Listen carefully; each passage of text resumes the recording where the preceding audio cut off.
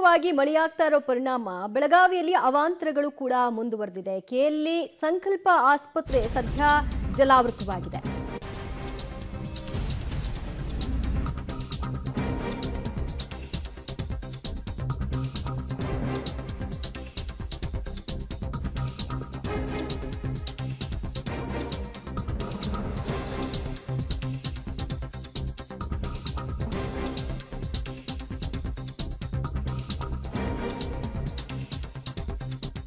ಬೆಳಗಾವಿಯಲ್ಲಿ ನಿರಂತರವಾಗಿ ಮಳೆಯಾಗ್ತಾ ಇರೋ ಪರಿಣಾಮ ಕೆಎಲ್ಇ ಸಂಕಲ್ಪ ಆಸ್ಪತ್ರೆ ಜಲಾವೃತವಾಗಿದೆ. ಬೆಳಗಾವಿ ತಾಲೂಕಿನ ಬಸವನಕುರ್ಚಿ ಗ್ರಾಮದಲ್ಲಿ ಘಟನೆ ಸಂಭವಿಸಿರೋದು. ಸುಮಾರು 5 ಅಡಿಯಷ್ಟು ನೀರು ಆವರಿಸಿಬಿಟ್ಟಿದೆ.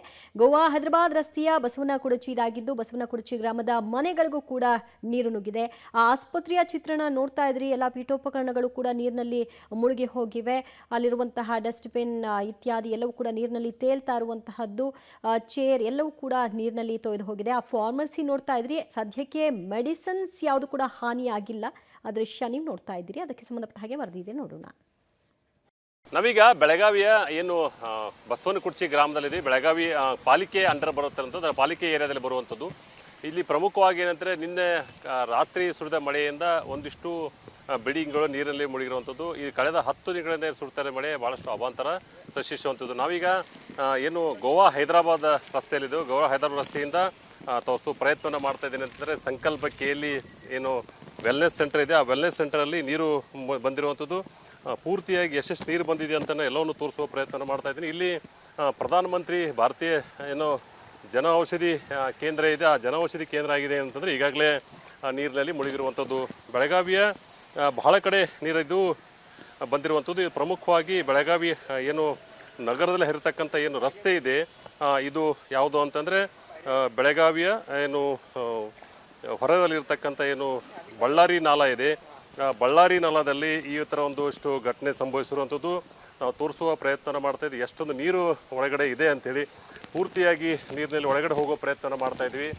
ತಾವು ನೋಡ್ಬೋದು ಏನಂತಂದರೆ 3.5 ಫುಟಕ್ಕೂ ಹೆಚ್ಚು ಏನಂತಂದರೆ ಮಳೆ ನೀರು ಇಲ್ಲಿ ಇರುವಂಥದ್ದು. ಇದು ನೋಡ್ಬೋದು ಏನಂದರೆ ಕಟ್ಟಿಗೆಯಿಂದ ಮೊದಲು ತೋರಿಸ್ತಾ ಇದ್ದೀನಿ ಎಷ್ಟು ನೀರಿದೆ ಅಂತೇಳಿ. ಇಲ್ಲಿ ಕ್ಯಾಮ್ರಾನ ತೋರಿಸ್ತಾ ಇದ್ರೆ ಎಷ್ಟು ನೀರಿದೆ ಅಂತ. ಇನ್ನೂ ಕೂಡ ಮುಂದೆ ನೀರು ಜಾಸ್ತಿ ಆಗುವ ಜೊತೆ ನಾವು ನೋಡೋಣ ಬನ್ನಿ ಬಳ್ಳಾರಿ ನಾಲ ನೀರು ಎಷ್ಟೊಂದು ಒಳಗಡೆ ಹೋಗಿದೆ ಅಂಥೇಳಿ. ಇಲ್ಲಿ ಸ್ಥಳೀಯರು ಕೂಡ ಇದ್ದಾರೆ, ನಮಗೊಂದು ಹೆಲ್ಪ್ ಮಾಡ್ತಾ ಇದ್ದಾರೆ ಎಷ್ಟೊಂದು ನೀರು ಹೋಗ್ಬೇಕಂತ. ತಾವು ನೋಡ್ಬೋದು ಏನಂತಂದರೆ ಎಷ್ಟೊಂದು ನೀರು ಇಲ್ಲಿದೆ. ಎಲ್ಲವೂ ಕೂಡ ಏನು ಪ್ರಮುಖವಾಗಿ ಒಂದು ಹಾಸ್ಪಿಟಲ್ ನೀರಲ್ಲಿ ಮುಳುಗಿರುವಂಥದ್ದು ತಾವು ನೋಡ್ಬೋದು. ಇಲ್ಲಿ ಯಾವ ಥರ ಇದು ಎಲ್ಲ ಔಷಧಿಗಳೇನಿದೆ, ಜನರಿಕ್ ಔಷಧಿ ಏನಿದೆ ಎಲ್ಲವೂ ಕೂಡ ನೀರಲ್ಲಿ ಇರುವಂಥದ್ದು. ಕಳೆದ 10 ದಿನಗಳಿಂದ ಏನು ಸುರಿತಾ ಇದೆ ಆ ಮಳೆಯಲ್ಲಿ ಈ ಥರ ಒಂದಿಷ್ಟು ಘಟನೆ ಆಗಿರುವಂಥದ್ದು ನಾವು ತೋರಿಸುವ ಪ್ರಯತ್ನ ಮಾಡ್ತಾ ಇದ್ದೀವಿ.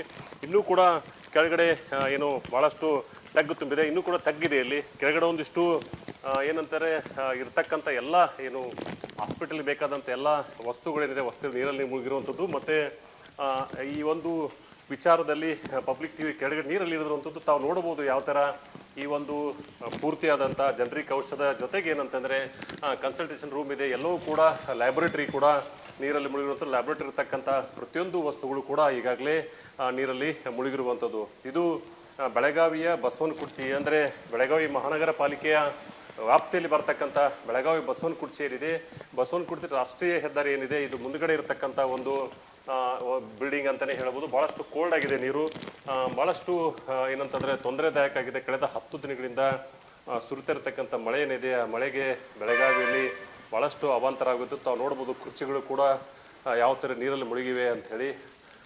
ಇನ್ನೂ ಕೂಡ ಈ ಮಳೆ ನಿಂತಿಲ್ಲ. ಇನ್ನೂ ಬೆಳಗಾವಿ ಜಿಲ್ಲಾಧಿಕಾರಿಗಳು ಮಳೆಗಾಗಿ ಒಂದು ಸಭೆಯನ್ನು ಕೂಡ ಮಾಡ್ತಾ ಇದ್ದಾರೆ. ತಾವು ನೋಡ್ಬೋದು ಅಂತಂದರೆ ಪೇಷಂಟ್ ಮಲ್ಕೊಳ್ಳುವಂಥದ್ದಿದೆ, ಅವೆಲ್ಲವೂ ಕೂಡ ನೀರಲ್ಲಿ ಮುಳುಗಿರುತ್ತದೆ. ಬೆಳಗಾವಿಯ ಬಸವನಕುರ್ಚಿಯಿಂದ ಪಬ್ಲಿಕ್ ಟಿವಿ ಎಕ್ಸ್ಕ್ಲೂಸಿವ್ ವಿಜುವಲ್ಗಳನ್ನು ನಾವು ನಿಮಗೆ ಕೊಡ್ತಾ ಇದ್ದೀವಿ.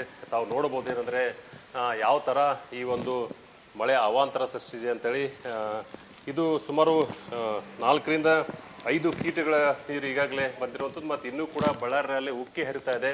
ಉಕ್ಕಿ ಹರಿತಾ ಇರೋದ್ರಿಂದ ಇನ್ನಷ್ಟು ಮಳೆ ಆಗೋ ಸಾಧ್ಯತೆ ಇರುವಂಥದ್ದು. ಮತ್ತು ಕಳೆದ 2-3 ದಿನದಿಂದ ಏನು ಸುರಿತಾ ಇದೆ ಮಳೆ, ಆ ಮಳೆಯಲ್ಲಿ ಜೊತೆಗೆ ಏನಂತಾರೆ ಇನ್ನೂ ಒಂದು 3ರಿಂದ 4 ದಿನಗಳ ಬಹಳಷ್ಟು ಮಳೆ ಆಗೋ ಸಾಧ್ಯತೆ ಇದೆ ಅಂಥೇಳಿ ಹೇಳ್ತಾ ಇದ್ದಾರೆ. ಇದು ಬೆಳಗಾವಿಯ ನಾವು ಏನು ತೋರಿಸ್ತಾ ಇದ್ದೀವಿ ಸಂಕಲ್ಪ ಕೆಎಲ್ಇ KLE ದೊಡ್ಡ ಹಾಸ್ಪಿಟ್ಲು, ಅದರಲ್ಲಿ ಇರ್ತಕ್ಕಂಥ ಈ ರಸ್ತೆ ಬದಿಯಲ್ಲಿ ಇರ್ತಕ್ಕಂಥ ಏನು ಹಾಸ್ಪಿಟ್ಲ್ ಇದೆ, ಈ ಹಾಸ್ಪಿಟ್ಲಲ್ಲಿ ನೀರು ಮುಳುಗಿರುವಂಥದ್ದು.